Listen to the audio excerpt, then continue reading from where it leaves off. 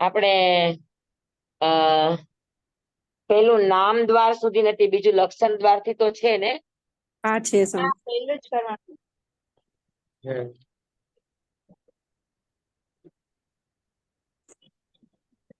નૌર્યંતાણંગ નમ સિદ્ધાણંગ નમ આયર્યાણંગ નમો વસાયણંગ નમ લોય સબાહુણંગ એસો પંચન મુક્તારુ સ્વભાવપણાસણો મંગલાણમ ચ સભ્યસેમ પરમં હવૈ મંગલમ પરમં હવૈ મંગલમ. યા દેવી સર્વભૂતેષુ વિદ્યારૂપેણ સંસ્થિતા નમસ્તસ્યૈ નમસ્તસ્યૈ નમસ્તસ્યૈ નમો નમઃ નમસ્તસ્યૈ નમો નમઃ. ઓમ નમો નારાયણ.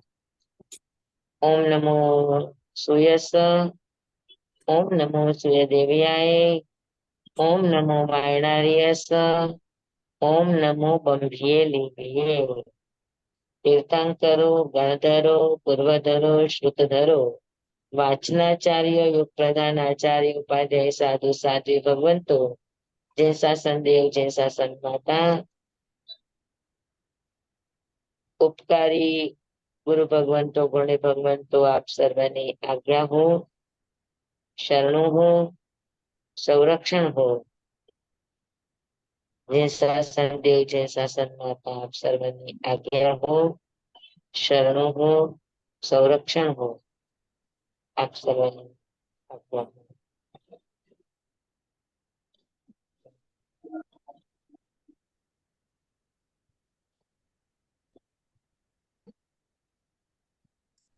ચાલો, ગુણસ્થાન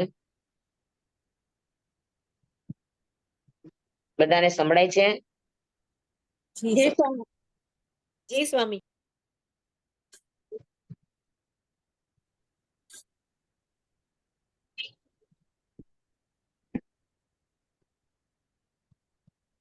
હા, તો ગુણસ્થાન એટલે શું?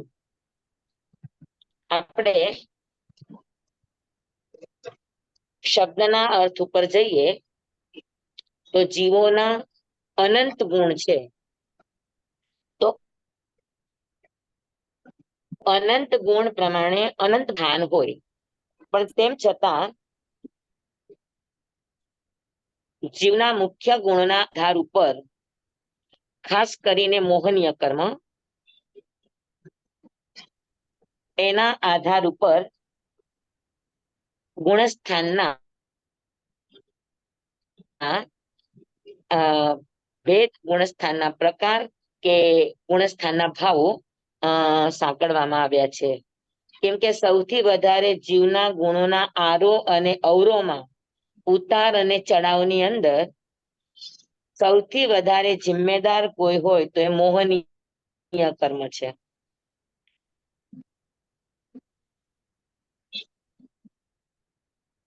એટલે મોહનીય કર્મના અને ખાસ કરીને યોગના, તો મોહનીય કર્મ અને યોગના કારણે આત્માના ગુણ, જ્ઞાન, દર્શન, ચારિત્ર અને તપ, તો આ ગુણોની ચડતી ઉતરતી ક્રમસ્થ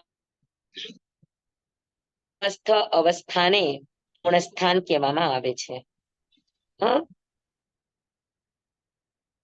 કેમ કે ગુણના ચડાવથી વધારે મોહનીય કર્મના કારણે આવે, યોગના નિમિત્તે ઓછું આવે.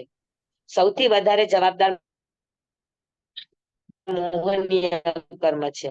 હા, તો કર્મના ઉદય, ક્ષય, ઉપસમ અને સંયોગક્ષમના કારણે આત્માના પરિણામોની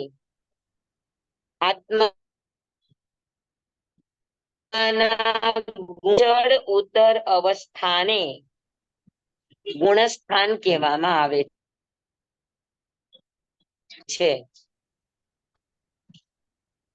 એટલે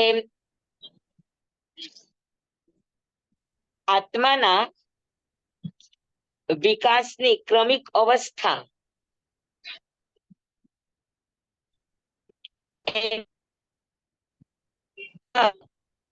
ગુણો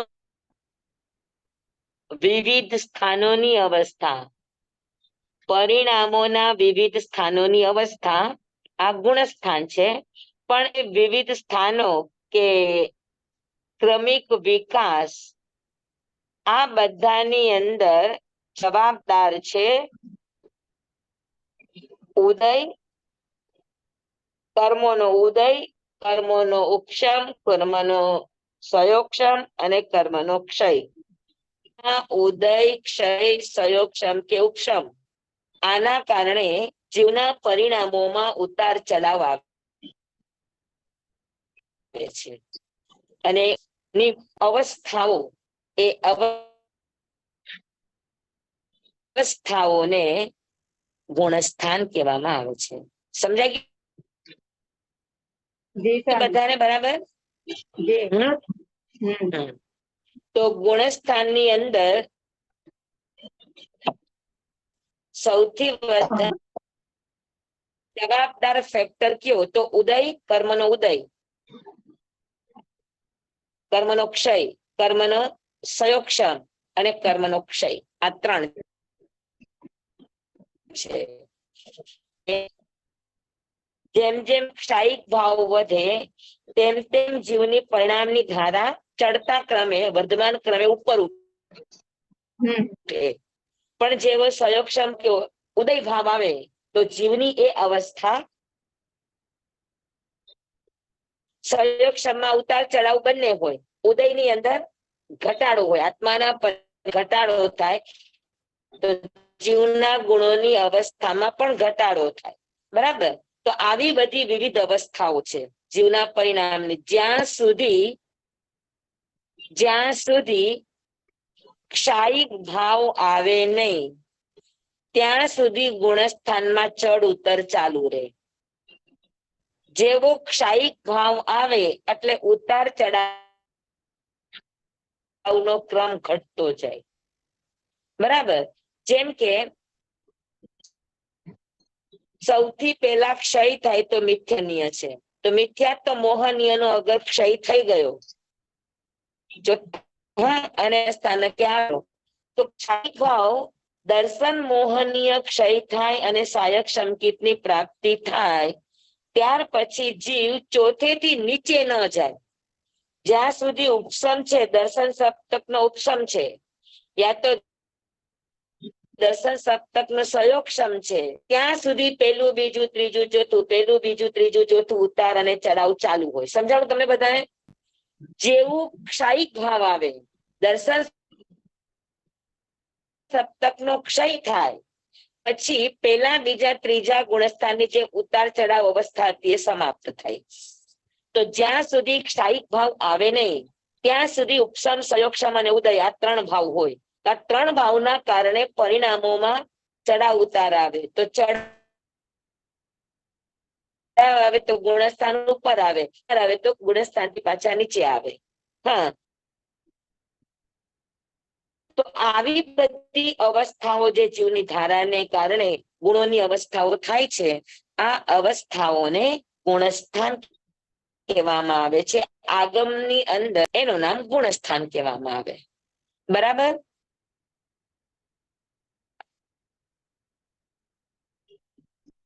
હા, તો કે આવા ગુણોના સ્થાન કેટલા છે?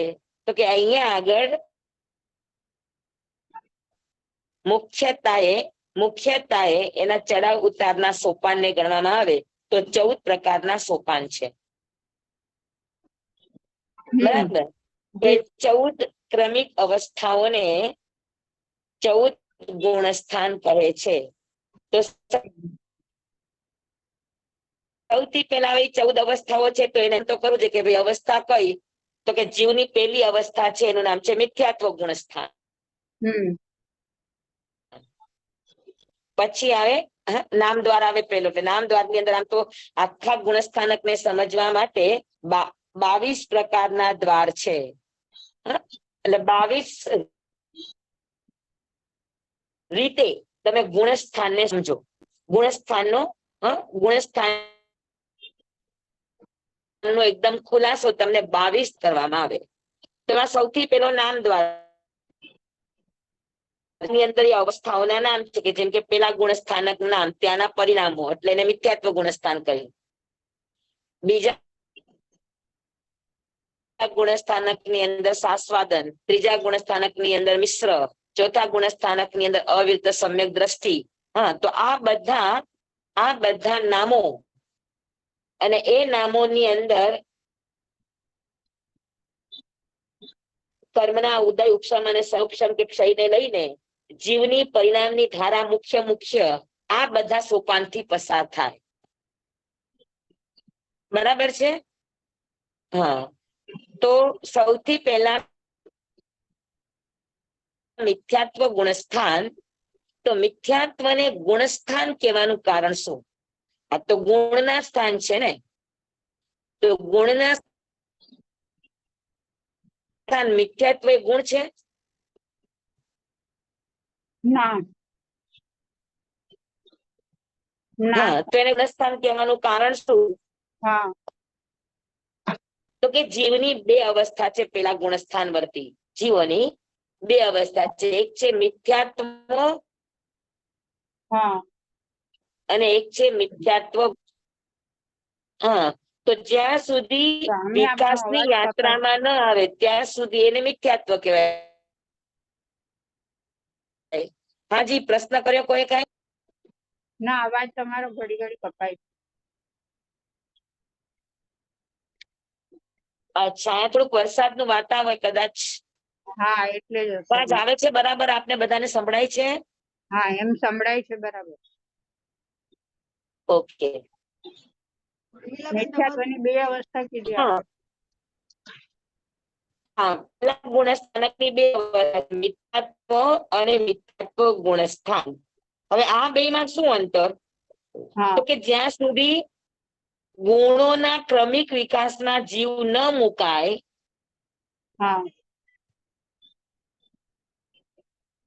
ત્યાં સુધીની અવસ્થાને મિથ્યાત્વ કહેવાય. અને જેવો ગુણાત્મક કક્ષાની અંદર આત્માનો પ્રવેશ થાય ત્યારથી એને ગુણસ્થાન કહેવાય. તો આત્માના ગુણોની શરૂઆત ક્યારથી થાય? તો કે પહેલા અવ્યવહાર રાશિમાંથી જીવનો વ્યવહાર રાશિમાં પ્રવેશ થાય. પણ ઘણી વાર અવ્યવહાર રાશિમાંથી વ્યવહાર રાશિમાં જીવનો પ્રવેશ બહુ ઓછા ભાવ બાકી હોય ત્યારે થાય. જેમ કે મરુદેવા માતા. તો એની ઘણી બધી જીવની ક્રમિક અવસ્થાઓ અવ્યવહાર રાશિમાં જ સંપન્ન થઈ.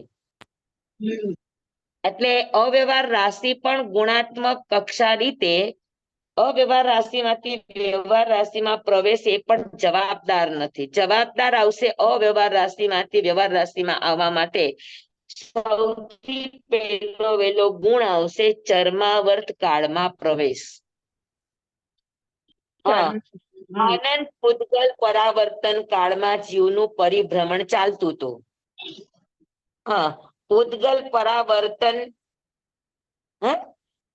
પૂતગલ પરાવર્તન અનેક પૂતગલ પરાવર્તન, અનંત પૂતગલ પરાવર્તન આપણા બધાના આત્માએ કર્યા છે.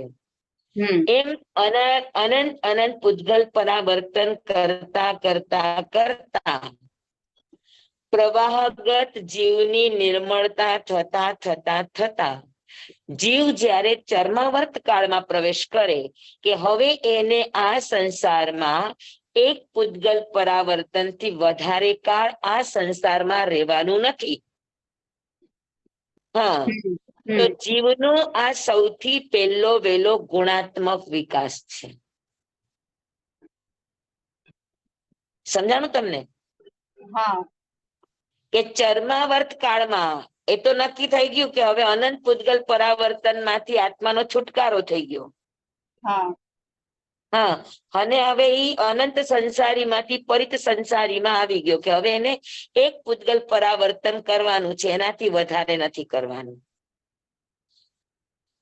પણ હવે એક પૂતગલ પરાવર્તનમાં અનંત ઉત્સર્પિણી ને અવસર્પિણી વહી જતી હોય પણ તેમ છતાં એટલું તો નક્કી થયું કે જીવનો છેડો ફાટ્યો કે હવે ઈ છેલ્લા આવર્તનમાં આવ્યો. સ્વામી, પૂતગલ હા. પરાવર્તન એટલે શું? પૂતગલ નું એમ. પરિવર્તન.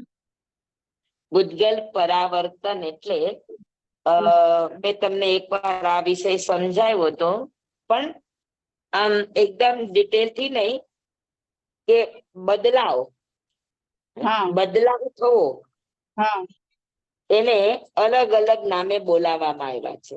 હા. જેમ કે પરિવર્તન, પછી પરાવર્તન,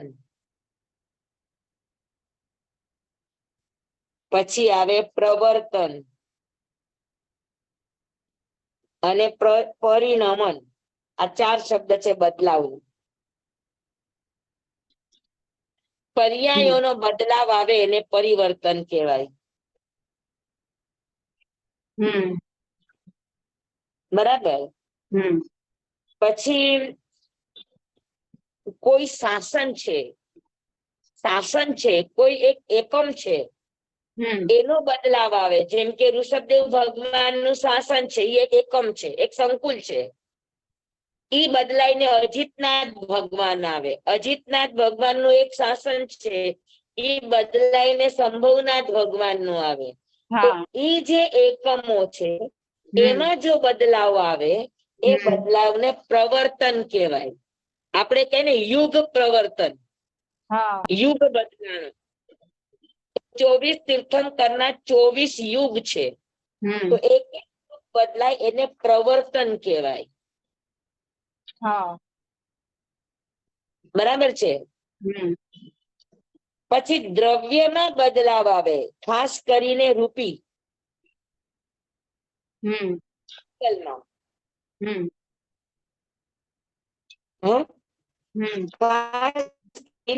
રૂપી પૂગલમાં મૂળ દ્રવ્યની રીતે એમાં જે બદલાવ આવે એને કહેવાય પરાવર્તન.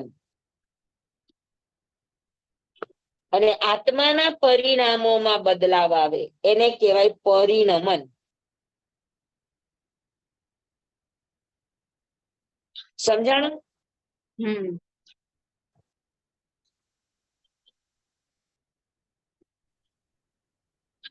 દરેક દ્રવ્યનું મૂળભૂત બદલાવ આવે એને પરિણમન કહેવાય. ખાસ કરીને રૂપી પૂતગલ દ્રવ્યની અંદર બદલાવ આવે એને પરાવર્તન કહેવાય. પર્યાયોની આવે એને પરિવર્તન કહેવાય. ને યુગ એક સંકુલ છે, એક સંસ્થાન છે, એક સ્થાપના છે, એની અંદર પરિવર્તન આવે એને પ્રવર્તન કહેવાય. સમજાણું? તો અહીંયા પૂતગલ પરાવર્તન એટલે શું? તો કે પૂતગલો 8 પ્રકારના છે. ઔદાલિક પૂતગલ, વૈક્રિય પૂતગલ, એવી રીતે 8 પ્રકારના પૂતગલ છે. તો ઔદારિક પૂતગલ કાયમ ઔદારિક પૂતગલ નથી રહેતા. વૈક્રિય પૂતગલ માત્ર વૈક્રિય પૂતગલ નથી રહેતા. સમય અને કાળ અનુસાર 8 પૂતગલો 8 ની અંદર બદલાય છે. આજે જે ઔદારિક વર્ગના છે, સમય જતા એ વૈક્રિય પણ બની શકે, આહારક પણ બની શકે, તેજસ પણ બની શકે, કાર્મણ પણ બની શકે, શ્વાસોશ્વાસ પણ બની શકે, ભાષા પણ બની શકે, મન પણ બની શકે, ને શ્વાસોશ્વાસ પણ બની શકે. તો એ જે આખું પરિવર્તન થયું, એ જે આખો બદલાવ થયો, કે દુનિયામાં જેટલા પણ પૂતગલો છે એ બધા એકવાર ઔદારિક રૂપે બદલાઈ જાય ત્યારે એને ઔદારિક પૂતગલ પરાવર્તન કહેવાય. પછી જેટલા પણ પૂતગલો છે બધા વૈક્રિય રૂપે કાળક્રમે આજે વૈક્રિય છે અને બીજા પૂતગલો ઔદારિક વગેરે રૂપે છે, પણ બધા પૂતગલો વારા ફરતી બદલાતા બદલાતા બદલાતા દુનિયાના જેટલા પણ પૂતગલો છે બધા જ વૈક્રિય રૂપે એકવાર બદલાઈ જાય ત્યારે એને વૈક્રિય પૂતગલ પરાવર્તન કહેવાય. હા તો એવી રીતે પૂતગલનું પરાવર્તન છે, કાળનું પરાવર્તન છે, અને ભાવોનું, પૂતગલના ભાવો એટલે વર્ણગંધ રસ સ્પર્શ વગેરે પર્યાયોનું પરાવર્તન છે. તો સ્વામી આખા રૂપી સ્વામી દ્રવ્યને, હાજી, એક પ્રશ્ન છે. જ્યારે વૈક્રિય બધા થાય તો પછી બીજા બધા જ વૈક્રિય થઈ જાય તો ત્યારે ઔદારિક આહારક કોઈ ન હોય? બધા વૈક્રિય ના થાય. આજે જે વૈક્રિય છે એ વૈક્રિય રૂપે થઈ ગયા. સમજી લો કે 1000 પૂતગલ છે તો આજે 10 પૂતગલ વૈક્રિય રૂપે છે. તો બાકીના ઔદારિક વગેરે રૂપે પણ છે. પણ ઔદારિક ક્યારેક તો વૈક્રિય બનશે કે નહીં? હા, એટલે વારાફરતી બનશે બધા. આહારક ક્યારેક તો વૈક્રિય બનશે કે નહીં? હા એમ હજારે હજાર પૂતગલ વારા ફરતી જ્યારે વૈક્રિય રૂપે પરિણત થાય, આજે વૈક્રિય છે જી કાલે ઔદારિક બનશે, પણ ઔદારિક છે વૈક્રિય બનશે કે નહીં બને? હા જી સ્વામી. એટલે પૂતગલો આખા સંસારમાં 8 પ્રકારના શાશ્વતા છે. 8 પ્રકાર શાશ્વતા છે, પણ 8 બરાબર. પ્રકારના પૂતગલો છે એ શાશ્વતા નથી, અંદર અંદર બદલાય છે. તો એનું બદલાવવું એને પરાવર્તન કહેવાય. જી સમજાણું બધાને? જી સ્વામી. તો એવી રીતે દ્રવ્યનું પરાવર્તન, પછી એવી રીતે ક્ષેત્રનું પરાવર્તન, કે 14 રાજલોકના એક એક આકાશ પ્રદેશ ઉપર જીવ જન્મ અને મૃત્યુ દ્વારા સ્પર્શના કરે એને ક્ષેત્ર પૂતગલ પરાવર્તન કહેવાય. પછી કાળ પૂતગલ પરાવર્તન, અવસર્પિણી કાળ ને ઉત્સર્પિણી કાળ. તો અવસર્પિણી કાળ અને ઉત્સર્પિણી કાળના જેટલા સમય છે એ હરેક સમયમાં જીવ જન્મ, જીવન અને મૃત્યુ દ્વારા સ્પર્શના કરે એને કાળ પૂતગલ પરાવર્તન કહેવાય. અને વર્ણગંધ રસ સ્પર્શને એક એકની અનંત અનંત પર્યાય છે. તો એ અનંતે અનંત પર્યાયોને વર્ણ રસની, સ્પર્શની અને સંસ્થાનની, આ બધી પર્યાયોને એક વાર સ્પર્શી લે 20 બોલની, ત્યારે એને ભાવ પૂતગલ પરાવર્તન કહેવામાં આવે. સમજાણું બધાને? આ ફરીથી કે સ્વામી, છેલ્લે શું બોલ્યા ભાવ પરિવર્તન? ભાવ એટલે પર્યાય, વર્ણ, ગંધ, રસ, સ્પર્શ અને સંસ્થાન. વર્ણગંધ રસ સ્પર્શના 20 બોલ અને સંસ્થાનના 5, એટલે કુલ 25 બોલ. 25. તો 25 બોલના પણ અનંત અનંત પ્રકાર છે. જેમ કે વર્ણ છે તો વર્ણ 5 છે, એમાં કાળો વર્ણ, તો કાળા વર્ણની અનંત પર્યાયો છે. એવી રીતે 5 વર્ણની અનંત અનંત પર્યાયો. સુરભિગંધ, દુર્ભિગંધની અનંત પર્યાયો. એમ એક એક રસની, સ્પર્શની અને સંસ્થાન એટલે આકારની અનંત અનંત પર્યાયો છે. તો આ બધી પર્યાયોને જીવ એક વાર સ્પર્શી લે ત્યારે એને એક ભાવ પૂતગલ પરાવર્તન કહેવામાં આવે. ઓહો. સમજાણું? જી જી. તો અહીંયા આગળ આપણે જે એક પૂતગલ પરાવર્તન કાળ લઈએ છીએ એ પૂતગલ પરાવર્તન ક્ષેત્રની અપેક્ષાનો ગણવાનું. કે 14 રાજલોકના જેટલા આકાશ પ્રદેશ છે એ તમામ આકાશ પ્રદેશને જીવ પોતાના જન્મ મરણ દ્વારા સ્પર્શે ત્યારે એને એક પૂતગલ પરાવર્તન કહેવાય, અને એનો અડધો સમય એને અર્ધ પૂતગલ પરાવર્તન કહેવાય. સમજાય કે બધાને? હજી સમજાય કે બધાને? જી સ્વામી. સ્વામી, પૂતગલ પરાવર્તન કરે એટલે આમ એનો ટાઈમિંગ હોય કે અમુક અમુક કન્ટિન્યુ ચાલુ જ હોય? જીવની સ્પર્શના તો કન્ટિન્યુ ચાલુ જ છે ને. અત્યારે આપણે બધા ઔદારિક પૂતગલને સ્પર્શીએ છીએ, તેજસ અને કાર્બનને સ્પર્શીએ છીએ કે નહીં? આપણે અત્યારે ઔદારિક રૂપે બધી સ્પર્શનાઓ કરીએ છીએ. કાલે આપણો નારકી દેવતાનો ભવ થાય તો વૈક્રિય રૂપે આપણે એને સ્પર્શીએ.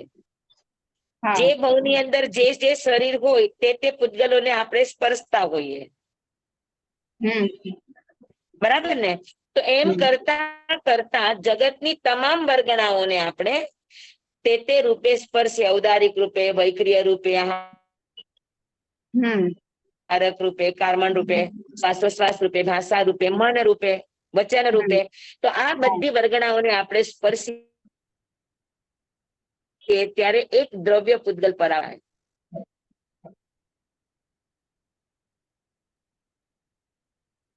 સમજાણું? એટલે પૂતગલ પરાવે ક્યાંય માથું નાખવા જાશો તો તમારા માથાનું ગણિત ક્યાંય પહોંચશે નહીં.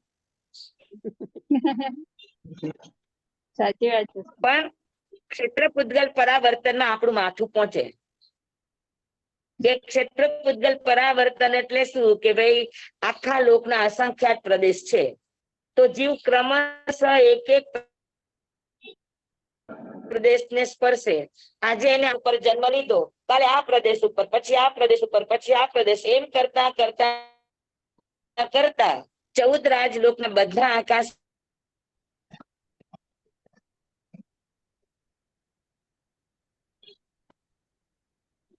અવાજ ગયો. સામે રૂપે, આવે મહારથ રૂપે, કાર્મણ રૂપે, ગમે એ રૂપે, પણ ક્ષેત્રની સ્પર્શના મહત્વની છે. હને? કે દરેક આકાશના પ્રદેશ તમારા દ્વારા સ્પર્શાઈ જાય ક્રમશઃ, ત્યારે એક પૂતગલ પરાવર્તન કાળ આવે. એનો અડધો કાળ એ અર્ધ પૂતગલ પરાવર્તન કાળ કહેવાય. એટલો મોટો છે. તો અહીંયા આગળ ચર્માવર્ત કાળનો અર્થ એ થાય કે હવે જીવને આખા 14 રાજલોકના આકાશ પ્રદેશ ઉપર એક વાર આંટો મારવાનો છે. અનંતી વાર આપણે આંટા માર્યા. હવે આપણે કમસે કમ એક ગુણાત્મક કક્ષામાં પહોંચીએ કે હવે એક વખત બધી જગ્યાએ આપણે સ્પર્શના કરવાની બાકી છે.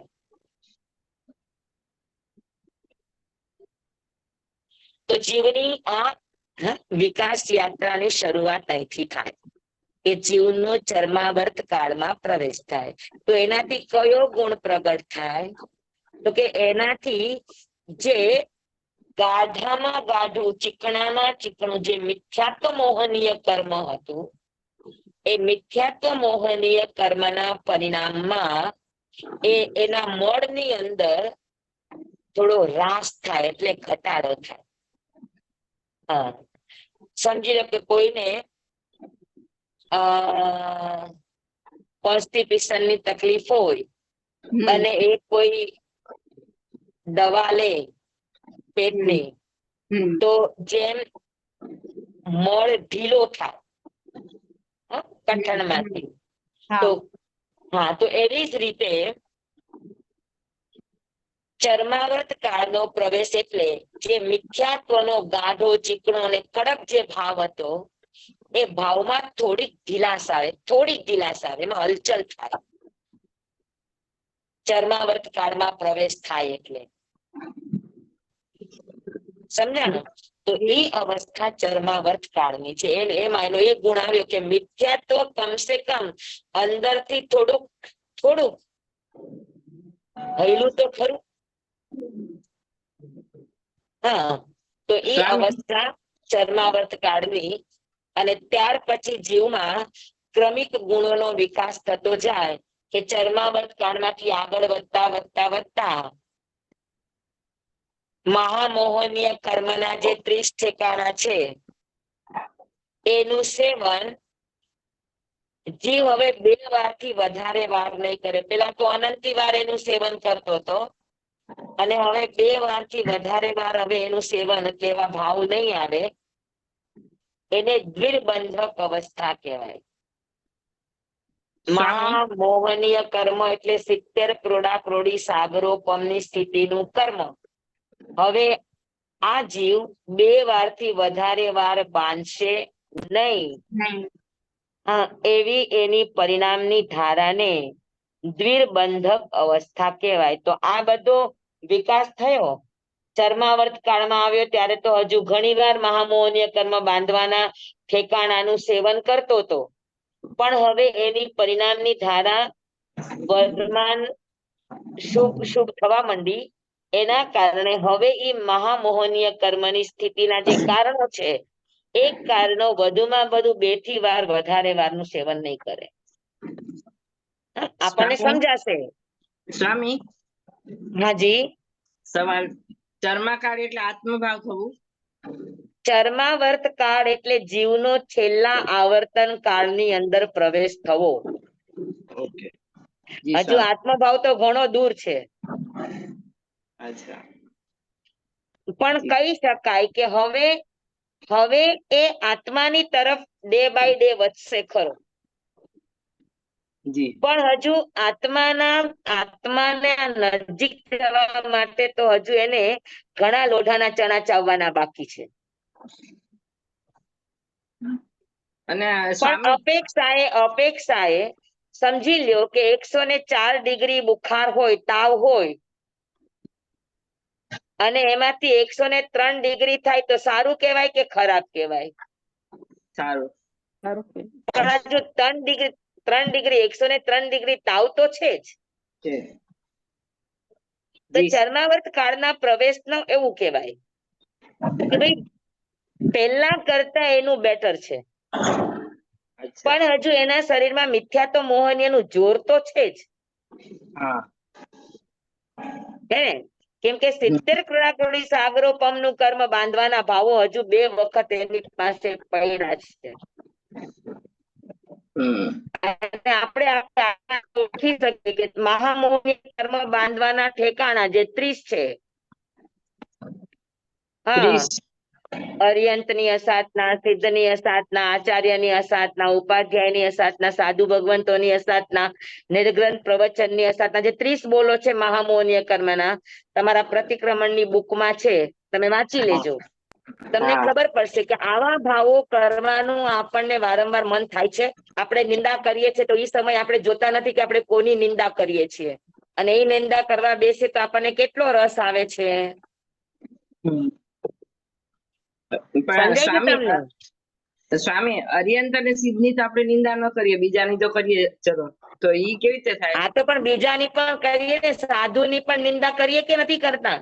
હા, કરીએ નિર્ગ્રંથ છીએ, પણ પ્રવચનની પણ નિંદા કરીએ કે નથી કરતા? હા, કરીએ છીએ.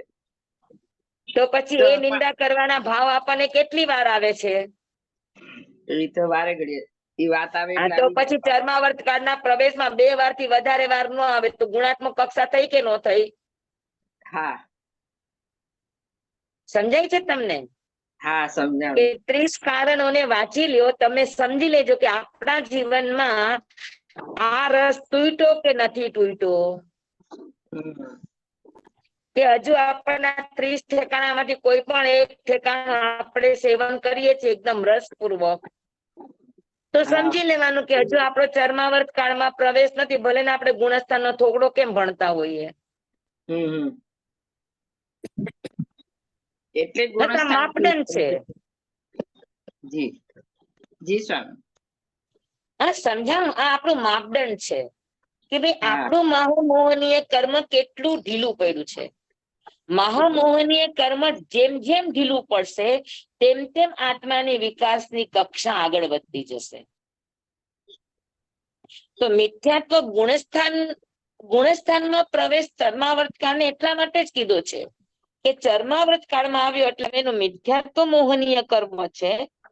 એ મિથ્યાત્વ મોહનીય કર્મ ધીરે ધીરે ધીરે ધીરે ધીરે ધીરે ધીરે હવે એના પ્રમાણમાં ઘટાડો થતો જશે.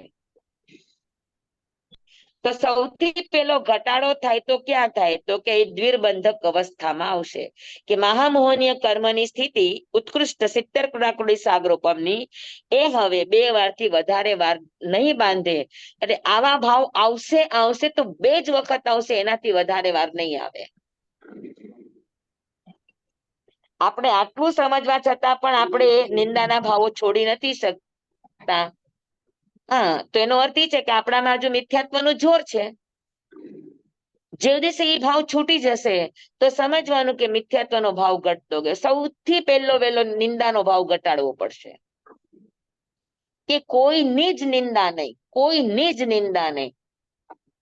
અને એ ભાવ જેટલો ઘટશે એટલો આત્માનો વિકાસ ઝડપથી થશે. સમજાણું?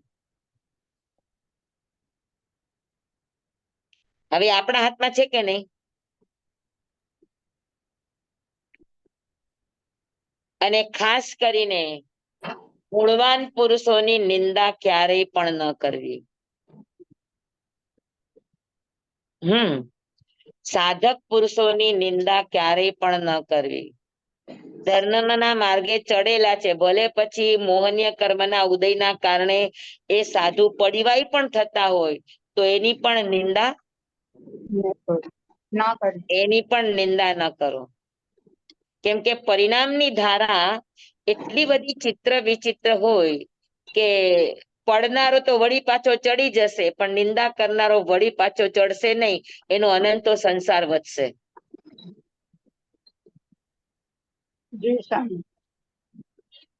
હા ને? તો ચર્માવર્ત કાળનો પ્રવેશ સમજાણું, દ્વિરબંધક સમજાણું બધાને? તો જીવનો આ ક્રમિક વિકાસ છે. પછી દ્વિરબંધક માંથી સકૃત બંધકમાં આવશે. જેમ જેમ એ સમજપૂર્વક નિંદાના ભાવમાંથી હટતો જશે, જેમ જેમ એ અહોભાવ અને ગુણ કીર્તનના ભાવમાં વધતો જશે કે મારે કોઈની ગેરહાજરીમાં કેવું છે તેના ગુણોનું વર્ણન કરો, એની નિંદાનું નહીં. નિંદાનું વર્ણન કરવું છે તો એની કરો, એની પીઠ પાછળ નહીં. કોઈ વ્યક્તિના દોસ્ત આપણને કેવા જ છે તો એ વ્યક્તિની હાજરીમાં કયો, એની ગેરહાજરીમાં નહીં. ગેરહાજરીમાં ગુણ સિવાય કાંઈ નહીં કહેવાનું. સ્વામી, હાજરીમાં કેવા જઈએ તો કઈક ઝઘડા થાય તો એનું સમાધાન કેવી રીતે કરવાનું? એટલી હિંમત રાખવાની કે ભાઈ મને આવું લાગ્યું છે, ઓકે, એટલું સત્વ કેળવવાનું જો તમે સાચા હો તો. બાકી હા. તમારે એના ઉપર દ્વેષ જ કાઢવો હોય તો પછી એનું સાંભળવાની તૈયારી રાખવાની. જી સ્વામી. હા, પેલા તો તમે કોઈનો પણ દોષ કહેવા માટે હિંમત કરો છો કે કોઈનું નબળી વાત કરવા માટે હિંમત કરો છો તો એનો એ કરતો થાય ને કે તમારામાં ઈ દોષ નથી. હા, ઓકે. હું આજે કોઈના દોષ બતાવવા માટે જાઉં તો મને એટલી ખબર હોવી જોઈએ કે મારામાં ઈ દોષ નથી. અચ્છા, ઓકે. મારામાં ઈ દોષ છે તો હજુ મારે એને કહેવાનો અધિકાર નથી ને. હા, સ્વામી એક સમજાણું? પ્રશ્ન છે. હા, સ્વામી એક પ્રશ્ન છે. જી સ્વામી, સમજાય. હા બોલો. આપણે ક્લેરિફિકેશન કરવું પડે કોઈની પણ સાથે કે ત્યારે એ વ્યક્તિ હયાત ન હોય, મતલબ હયાત એટલે આપણી સામે ન હોય સંસારના કોઈ પ્રોબ્લેમ માટે, તો આપણે ક્લેરિફિકેશન કરવું પડે કોઈ ત્રીજી વ્યક્તિને, તો ઈ પણ નિંદામાં ગણાય? જેમ કે હવે કોઈ કહે છે કે તમે આવી રીતના કેમ કર્યું, એમનું મિસઅન્ડરસ્ટેન્ડિંગ હોય કે સામેવાળી વ્યક્તિ એમને બીજું કઈ કીધું હોય ને આપણે એમાં ચોખવટ કરવી પડે કે ના ભાઈ આમ પરિસ્થિતિ આમ હતી ને આમ છે અત્યારના, એવી રીતના, તો ઈ નિંદામાં ગણાય? આપણે આપણા બચાવમાં એક પણ શબ્દનું શું કહેવાય એનું આપણે પુનરાવર્તન કરીને એનું ક્લિયર કરવાની જરૂર નથી. ક્લિયર કરવું છે તો જેની સાથે થયું છે તો એની સાથે કરો. સમજી લે કે કોઈનું મારી સાથે મિસઅન્ડરસ્ટેન્ડિંગ છે તો છે, આપણે એને ક્લિયર કરવા જવાની જરૂર શું છે અગર તમે બરાબર છો તો. નહીં સ્વામી, હવે કઈ સંસારમાં કોઈ પ્રોબ્લેમ હોય અને પંચ બેસે સમાજનું, ત્યારે જો આપણે મને જયારે બીજી ક્લેરિફિકેશન કરવું પડે, કઈ કોઈ ખબર આવે આપણને નથી. કે તમે આમ કર્યું કે સાંભળો, મને બીજી કઈ ખબર નથી. સુદર્શન શેઠ ઉપર અભયા રાણીએ આડ ચડાયું. હવે એ દોષનું સેવન સુદર્શન શેઠે કર્યું તું? ના. રાજાએ એને દોષી ઠેરાવ્યા, રાજાએ એને સૂળી પર ચડાવવાનું એલાન કર્યું, છતાં પણ એને ક્લિયર કર્યું? ના. કેમ ન કર્યું? ક્લિયર કરવાથી બી સમજવાનું મહેતાની મુનિને ખબર હતી કે સોનાના જબલા ઓલો ક્રૌંચ પક્ષી ચરી ગયું છે, મેં નથી કર્યા અને છતાં સોનીએ મેતાર્ય મુનિને શિક્ષા આપી અને માથા ઉપર વાદળી બાંધી અને એ દેવલોક થઈ ગયા. મેતાર્ય મુનિએ ક્લેરિફિકેશન કર્યું ના. કે મરવાનું કબૂલ કર્યું. જી તો સ્વામી. સાધક અવસ્થા આ છે. શીખવાનું આપણે આ છે કે અગર આપણે સાચા છે તો તમે ખુલાસો નહીં કરો ને, સાચ કબૂલા નહીં કરો ને. હા જી સ્વામી સમજાયું. એટલે કોઈ પૂછે તો પણ નહીં કરવાનું ને સ્વામી? જી નહીં. એને એવું લાગ્યું તો એવું લાગ્યું, મારા ભાવ નહોતા, બસ આટલી જ વાત. ઓકે, આભાર સ્વામી. પછી તમે જે ક્લિયર કરો ઈ વાત, ઈ જેની સાથે તમારું થયું છે એને કે તમાર વાત વધે ઘટે નહીં. જી સ્વામી. ક્લિયર કરવામાં દ્વેષ વધે ઘટે નહીં. હમ. જી સ્વામી. ને એની કરતા ઠીક છે, એને લાગ્યું તમારા ભાવ નથી ને, તમે અંદરથી પ્રામાણિક બનો, તમે તમારી જાતને ચકાસો. અને સ્વામી ધન્યવાદ. ક્લેરિફિકેશન કરવું હોય છે તો આપણે આપણી જાત સાથે કરવાનું, સામેના વ્યક્તિ આગળ નહીં. સાચ કબૂલા, ખુલાસા, આ બધા મિથ્યાત્વીના લક્ષણો છે. હમ. જે સાધક છે એ નિસર્ગ ઉપર છોડી દે કે નિસર્ગને જે છે ફેસલો કરવો હશે સાચા ખોટાનો એ કરશે, જેમ કે સુદર્શન શેઠે કર્યો. હા, અને એમાં ઘણી વાર જાને ગુમાવવાનું આવે, જેમ કે મેતાર્ય મુનિ. હા પણ સચ્ચાઈને માટે જાન પણ આપવી પડે તો એ પણ લેખે છે. જી સ્વામી, આભાર સ્વામી. સમજાણું? હા, ઘણા દિવસે સંગીતાબેન આવ્યા, એનો દાખલો મળ્યો કે પ્રશ્ન કર્યો. હા, વેરી ગુડ. જી સ્વામી. ચાલો, સમજાઈ ગયું બધાને? હા, ચર્માવર્ત કાળમાંથી દ્વિરબંધક, સકૃત બંધક, તો આ જીવનો વિકાસ થયો કે ન થયો? થયો. હા, સ્વામી ત્યાંથી પછી આવ્યા અપુનર્બંધક, કે નિંદાના ભાવો ઘટાડતા ઘટાડતા ઘટાડતા આ બધા પ્રયાસથી થાય, આપણા પ્રયત્ન વિશેષથી થાય, એમને એમ નહીં થાય. હા સમજપૂર્વક આપણે આ ભાવને જેટલા ઘટાડતા જશું, જેટલો રસ ઓછો કરતા જશું, એમ કરતા કરતા કરતા કરતા કરતા આપણા પરિણામો જ એવી રીતે ઘડાઈ જશે કે આપણે કોઈના દોષ, નિંદા કે કોઈ આવા ભાવોનું સેવન નહીં કરીએ. અને એક દિવસ એવી અવસ્થા આવશે કે આપણામાંથી આ ભાવ ટોટલ નાબૂદ થઈ જશે. નિંદાનો ભાવ ટોટલ નાબૂદ થઈ જશે. હા જી સ્વામી. હા, તે દિવસે અપુનર્બંધક અવસ્થા. હવે મહામોહનીય, નાની નાની નિંદા નહીં, હા, તો મહામોહનીય કર્મ બાંધે એવી નિંદાઓ, રસપૂર્વકની નિંદાઓ, એ બધા ભાવો એના હવે ફરી પાછા ક્યારેય નહીં થાય એવી પરિણામની ધારા જ્યારે આગળ વધે ત્યારે એને અપુનર્બંધક અવસ્થા કહેવાય. તો જીવના સૌથી મોટો વિકાસ છે મિથ્યાત્વનો, કે હવે એ મહામોહનીય કર્મના ઠેકાણામાંથી બહાર આવી ગયો. જી. હા, 70 કરોડી સાગરોપમના પરિવર્તનમાંથી એ બહાર આવી ગયો. અને પછી ધીરે ધીરે હવે એનો વિકાસ ક્રમથી જલ્દીથી વધશે, અને એ વધતા વધતા એની અંદર અભય, અદ્વેષ, અખેદ એ ગુણો પ્રગટ થશે. અને આ ગુણો પ્રગટ થશે એટલે આત્માની દિશાનું પો ફાટ્યું. સુપ્રભાતમ.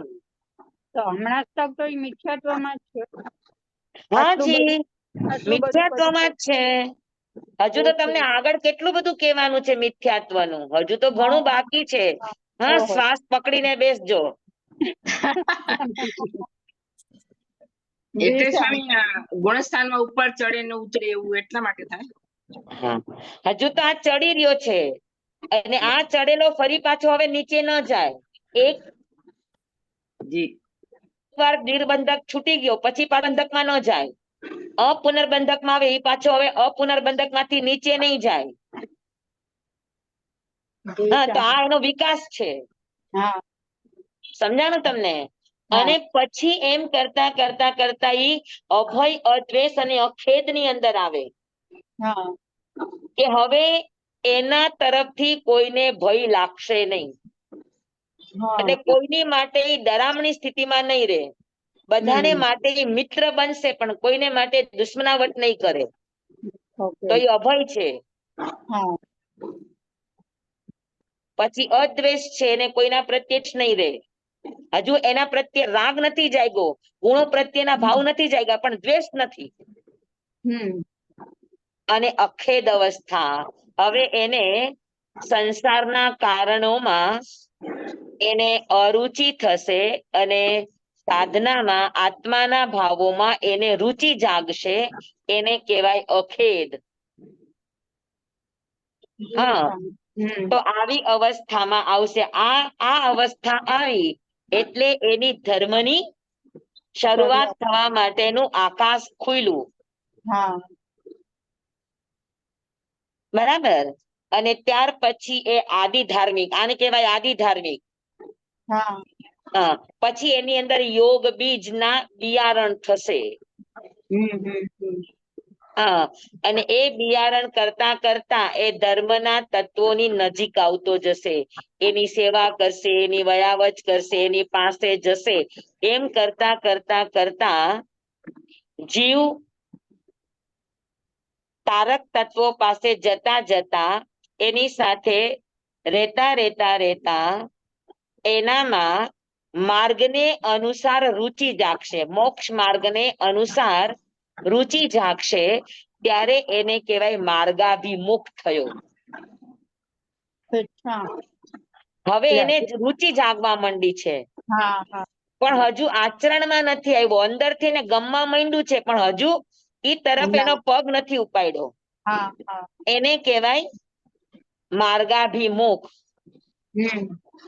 પછી હિંમત કરી અને પગ ઉપાડશે.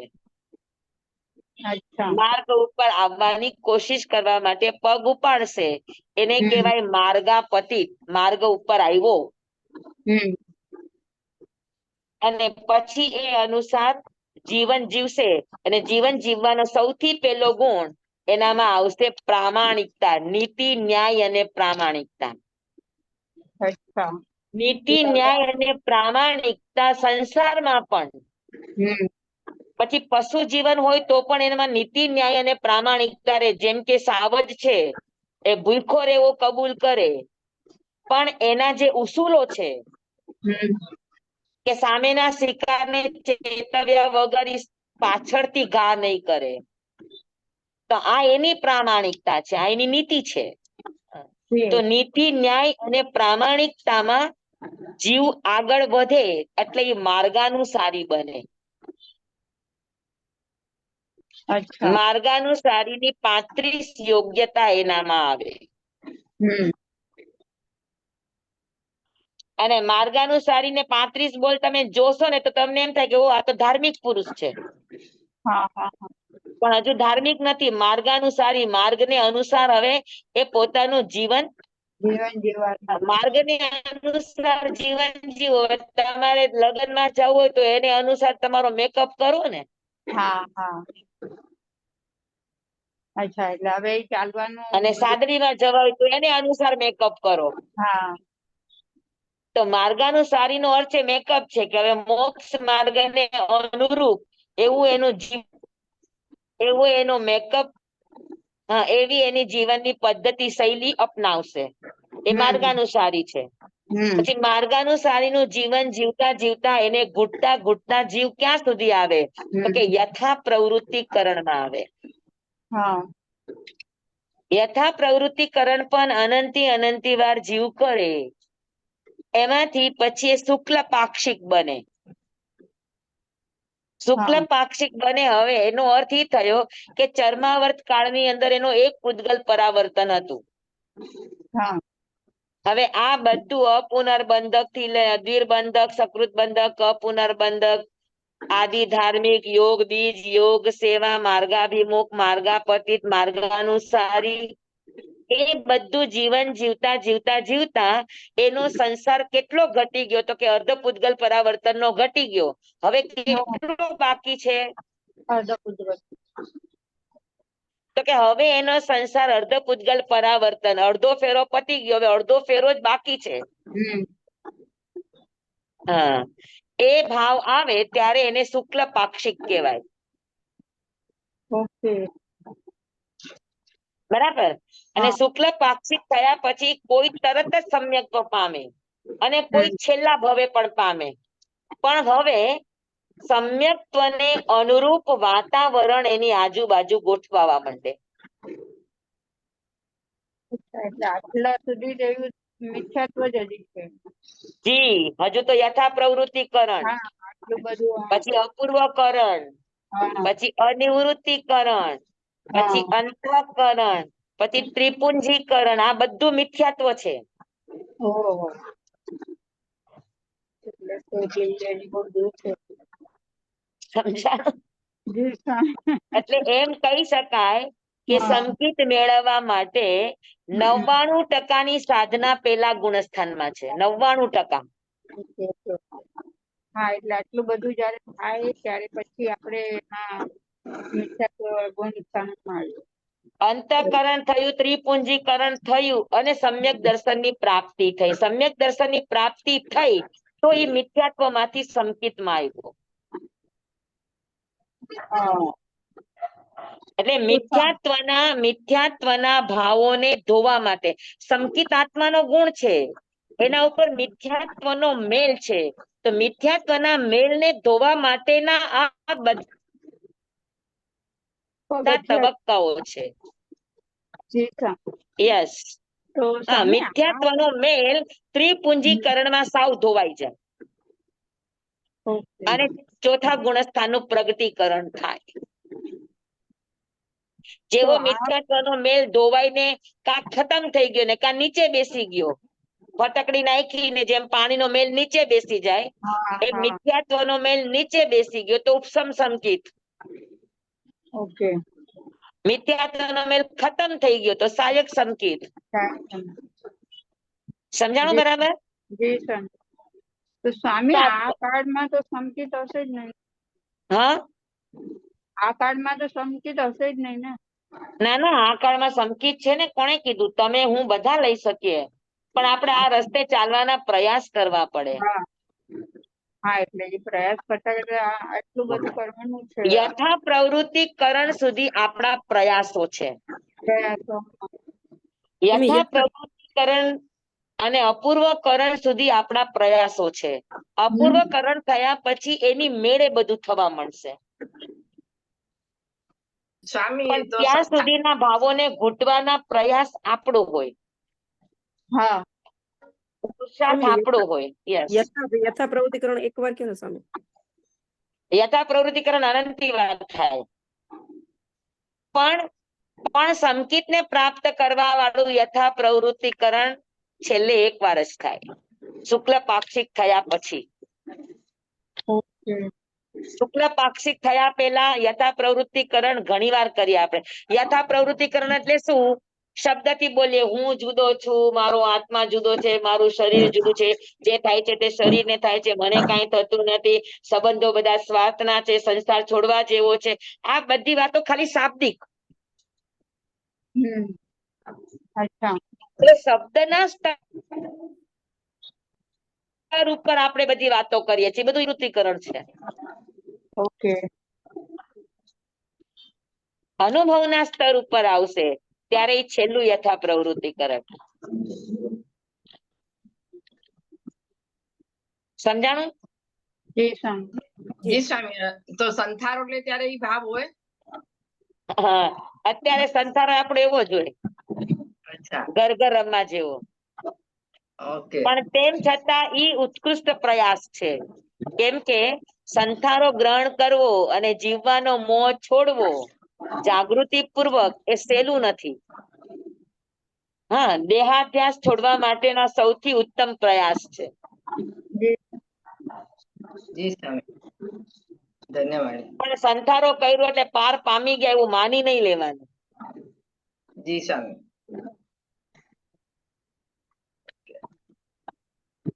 સમજાઈ ગયું બધાને? તો અહીંયા સુધી પેલું ગુણસ્થાન છે. સ્વામી, હા, તો વાતાવરણ કેવું બનવા લાગે પછી? વાતાવરણ સરસ બનવા લાગે, બધું સારું સારું લાગવા માંડે, બધાની સાથે મૈત્રી ભાવ વધવા માંડે, અહોભાવ વધવા માંડે. હાજી, સમજાણું? જી સ્વામી. પિયુભાઈ દર્શન માટે આવ્યા છે, દર્શન માટે.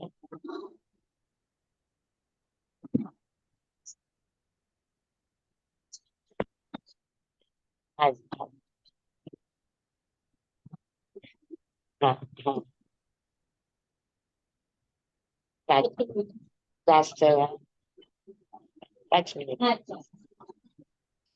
સમજાઈ ગયું પેલા ગુણસ્થાન ની વાત? જી સ્વામી.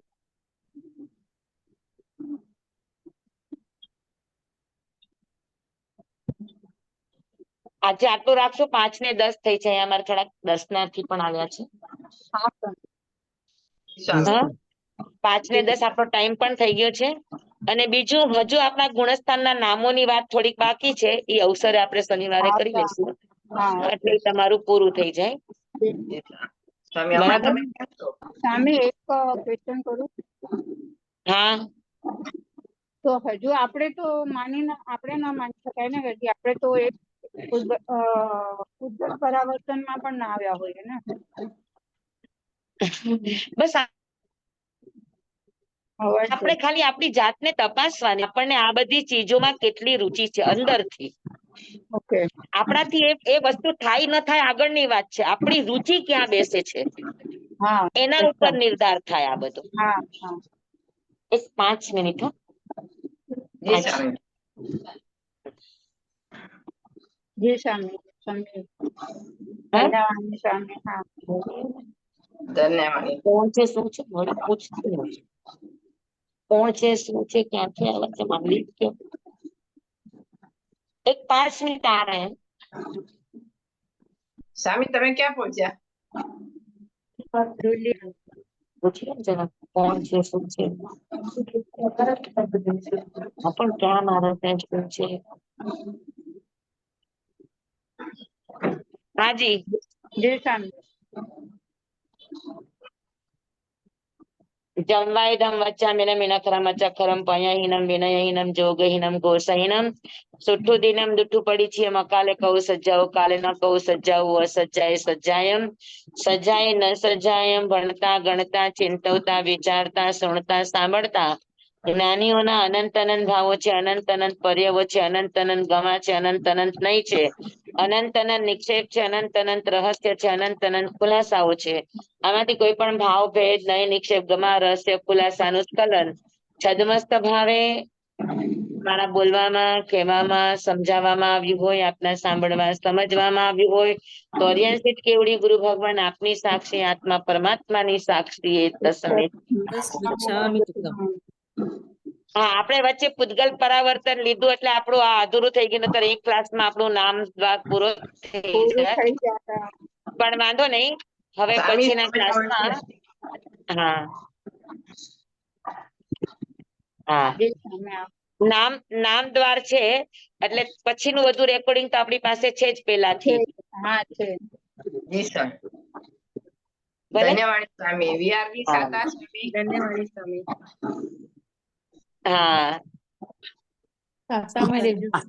જમવાઈનમ વચ્ચામિનમ વિનખરમ અચખરમ પયહીનમ વિનયહીનમ જોગહીનમ ઘોષહીનમ સુઠ્ઠું દિનમ દુઠ્ઠું પડીચિયમ અકાલે કહું સજ્જાઓ કાલે ન કહું સજ્જાઓ અસજ્જાએ સજ્જાયમ સજ્જાએ ન સજ્જાયમ ભણતા ગણતા ચિંતવતા વિચારતા સુણતા સાંભળતા જ્ઞાનીઓના અનંત અનંત ભાવો છે, અનંત અનંત પર્યવો છે, અનંત અનંત ગમા છે, અનંત અનંત નહીં છે, અનંત અનંત નિક્ષેપ છે, અનંત અનંત રહસ્ય છે, અનંત અનંત ખુલાસાઓ છે. આમાંથી કોઈ પણ ભાવ ભેદ નહીં, નિક્ષેપ ગમા રહસ્ય ખુલાસાનું સ્ખલન છદમસ્ત ભાવે મારા બોલવામાં, કહેવામાં, સમજાવવામાં આવ્યું હોય, આપના સાંભળવા સમજવામાં આવ્યું હોય તો અરિયંશિત કેવડી ગુરુ ભગવાન આપની સાક્ષી, આત્મા પરમાત્માની સાક્ષી તસ્મે છામી વિકણમ. સ્વામી મંદિર. હા, તમેવ સત્યમ તમેવ સત્યમ તમેવ સત્યમ નિસંકમ નિકંખમ જમ જીનેહિમ પવેયમ સેવમ ભંતે સેવમ ભંતે સેવમ ભંતે તિબેમી. માંગી હા, નમો રિયંતાણંગ નમો સિદ્ધાણંગ નમો આયર્યાણંગ નમો વસાયણંગ નમો લોય સવસ્તાવણંગ. ગુરુદેવની આજ્ઞા શ્રી શ્રી ચતારી મંગલમ અરિહંતા મંગલમ સિદ્ધા મંગલમ સાહુ મંગલમ કેવલી પનંતો ધમો મંગલમ ચતારી લોગતમા અરિહંતા લોગતમા સિદ્ધા લોગતમા સાહુ લોગતમા કેવલી પનંતો ધમો લોગતમો ચતારી શરણં પવજ્જામિ અરિહંતે શરણં પવજ્જામિ સિદ્ધે શરણં પવજ્જામિ સાહુ શરણં પવજ્જામિ કેવલી પનત્તં ધમ્મં શરણં પવજ્જામિ. ચાર શરણા ચાર મંગલ ચાર ઉત્તમ કરે જે નર ભવસાગરમાં ન બુડે તે સકલ કર્મનો આણ્યંત મોક્ષ તણા સુખ લહે અનંત ભાવ ધરીને જે ગુણ ગાય તે જીવ તરીને મોક્ષે જાય સંસારમાં હી શરણાચાર અવર શરણ નહીં કોઈ જે નર નારી આદરે અક્ષય વિચલ પદવી હોય અંગૂઠે અમૃત વસે લબ્ધિ તણા ભંડાર શ્રી ગુરુ ગૌતમ સ્વામીજી ભગવાન ને સમરીએ તો સદાય મનવાંચિત ફલદાતાર સદાય મનવાંચિત ફલદાતાર. બોલો ભગવાન મહાવીર સ્વામી કી જય. પૂજ્ય ગુરુદેવ કી જય. સ્વામી અભ્યાસ કરનારા બધાને ખૂબ ખૂબ ધન્યવાદ. સ્વામી આપનો આપનો ખૂબ ખૂબ ખૂબ આભાર. આભાર. હા, ગુણસ્થાનની આ એકની એક વાત તમે કેટલી વાર સમજ્યા, તમને બધાને ધન્યવાદ. હા, હજી દર જેટલા વખતે નવું નવું જાણે છે સ્વામી. સ્વામી તમે ક્યાં પહોંચ્યા? હા, કઈ બાજુ છો? હજુ અમે આત્મા આગળ નથી પહોંચ્યા. વિહારની સાતા સ્વામી બધાને વિહારની સાતા. હજુ વાટે રહેતા છીએ. અમને લેતા જજો સાથે. અમારા હાથ પકડજો એમ. તમે ચડજો અમને ચડાવજો. હા, અત્યારે અમે ધુલિયા છીએ. કલ્યાણ મિત્ર અચ્છા, થઈને ઓકે, અમારો ઓકે. હાથ પકડજો. અરે મારી પેલા તમે વયા જાઓ તો મને પકડવા આવજો. ના તમે મને પકડો એવા અમને પેલા પકડજો ભાઈ. ક્યાંથી અમે જવાના? જો ખબર સાતામાં નથી રહેજો. આમાંથી તમે મારી પેલા કેટલા પેલા નીકળી જશો. હા, અને અમે હજુ પાછળ પડ્યા હશો. પણ સ્વામી. કલ્યાણ મિત્ર ચોક્કસ બનશો આપણે એકબીજાના. હા હા. સ્વામી. 100%. જય કે સ્વામી. એકબીજાને અધૂરાને સાચવી લઈએ અને માર્ગસ્થ બનીએ એવી ભાવના. જય સ્વામી. અમારી જી. પણ ઈચ્છા. જી સ્વામી. સ્વામી આપનો સાતામાં ખૂબ રહેજો. ખૂબ આભાર સ્વામી. સાતામાં રહેજો. જી જય જિનેન્દ્ર બધાને. વંદામી સ્વામી. મતેણમ વંદામી શાતમામી.